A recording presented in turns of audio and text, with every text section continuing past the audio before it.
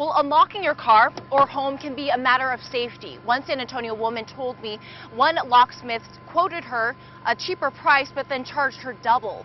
Now, the BBB says it's having a tough time finding locksmiths like this because the companies either give fake addresses or bogus phone numbers. Jennifer Lash, locked out of her home one night, did what anyone else would do. She called a locksmith.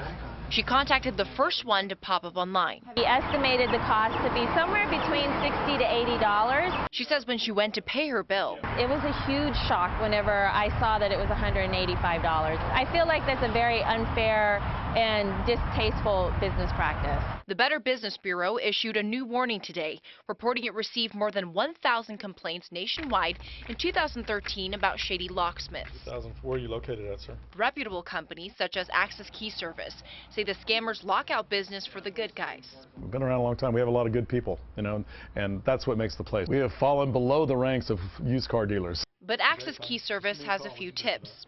First, get an estimate from a few places. How much is it going to be, period, not how much is it going to be to get there.